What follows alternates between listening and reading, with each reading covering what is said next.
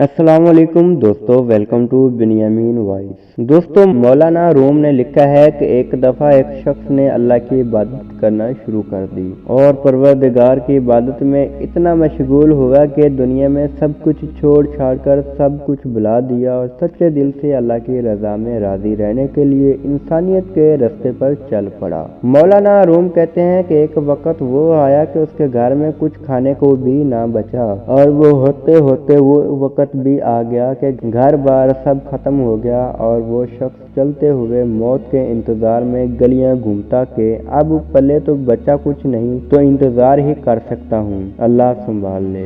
एक दिन बैठा हुआ था कि देखा कि उसके करीब से एक लंबी कतार में घोड़े गुजरे और उन घोड़ों की सीट सोने और चांदी से बने हुई थी और उनकी पेटियों पर सोने के कपड़े पहने हुए थे। उन घोड़ों पर जो लोग बैठे थे वो किसी शाही घराने से कम न लगते थे और उनके सिरों पर सोने की टोपियां थी और ऐसे मालूम हो रहा था कोई बादशाह जा रहे हैं। उस शख्स के दरियाफ्त करने पर उसे बताया गया कि ये 7 गांव में एक बादशाह है, ये सब उसके गुलाम हैं और वो बादशाह के दरबार में जा रहे हैं। वो शख्स हैरान हुआ कि ये हालत गुलामों की है तो बादशाह की क्या हालत होगी। उसने आसमान की तरफ मुंह उठाकर कहा, मेरे बादशाह, मेरे मालिक, मेरे अल्लाह, शिकवा तो तुझसे नहीं करता, लेकिन इस बादशाह से ही गुलामों का ख्याल रखना सीख ले। इतनी बात कहकर वो शख्स चल दिया। कुछ दिन गुजरे तो एक बुजुर्ग आए और उस शख्स का बाजू पकड़कर उसे एक जगह ले गए जहाँ वही गुलाम वही घोड़े थे और देखता है कि किसी घोड़े की टांग कटी हुई है, किसी गुलाम का धड़ कटा हुआ है, किसी गुलाम के हाथ कटे हुए हैं, किसी के सर से खून निकल रहा है,